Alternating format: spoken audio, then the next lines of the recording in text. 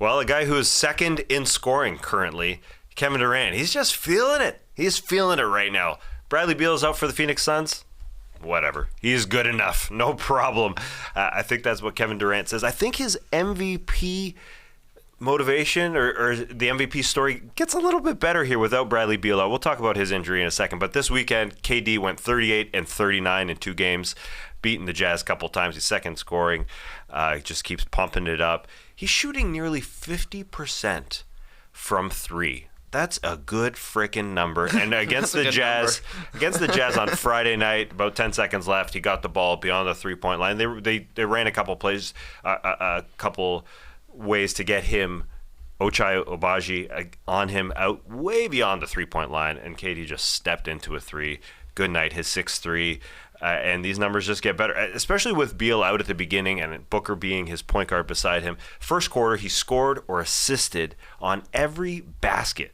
It just feels like this playoffs team is back. KD and Book, with Book sitting beside him. He had 15 assists, Book did, 1 turnover, and Durant said it was just so effortless. He wasn't hunting assists. He was just playing in the flow of the game. Played like a perfect point guard tonight. Very nice compliment. And then in the second game, even better against the Jazz, 39, 10, and 8 in a double OT game.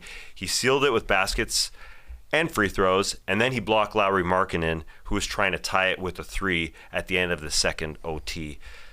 First was called a foul on Kevin Durant. That's right. But then they went to Secaucus. As Kevin Durant said, he said, I'm glad that they went to Secaucus. You don't hear players often say the word Secaucus. Very true. But that is where the referees look it through. And what do you guys think? Was that a block? It was a Lauri Markkanen, a monstrous player, shooting a fade 3. From the replay, it looked like he got the ball, but it was really tough to tell. There's some hand on the hip, right? Some from hand KD on the hip, on Markkanen on the catch, yeah. Before, yes, right, leading into the shot. The actual shot itself, I think, was they probably got that part right. That did not seem like the actual foul, but you can get into like, hey, why do you can't guide him? You can't have your hand on his hip. Minimal, and that's what they decided. No, take it back. He's not going to the line. We want to get out of here. No triple overtime. What's with these two teams playing amazing games, though? Holy crap. Jazz and Suns, both games were super entertaining. Yeah. Very high scoring and super entertaining. Oh, yeah. You must hate Kevin Durant if you're a Jazz fan.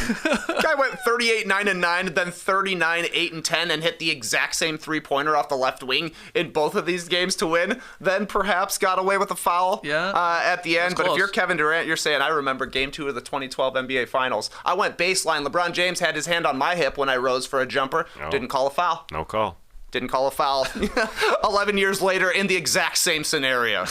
Yes. Same stakes and everything. Yeah. Yes, that's right. So he's at about 31.5 per game scoring. Jesus. And I think without Beal there, he's just propelled into this MVP talk because Beal's not going to be there till, let's say, the second week of December where he's starting to flow into things. This is going to help him a little bit, and helps that they win, helps that their defense isn't all that good for us, I think, just watching them, because it's going to be a high-scoring basketball game. He's got 12 straight 25-point games. That's the longest active streak. That's what he does. And he came through with the defense. With that block shot. You sort of blew my mind when you said that KD should be in the MVP conversation. I hadn't even thought about it. Yeah. Hadn't even considered it. You go through all the stats, and obviously what he did over the weekend, I understand that. MVP tracker, Basketball Reference, doesn't have him in the top 10. Part of it's their record at 7-6, but that's how good the league is right now. KD's not even on the top 10 NBA MVP award tracker on Basketball Reference. Not even sniffing it. It's Jokic, Embiid, Gilgeous-Alexander, Maxey, Sabonis, Tatum, Halliburton, Luka, Porzingis, and Giannis. But that's a lot. Yeah, there's a lot of star players. There's a lot of star players. Where's Fox?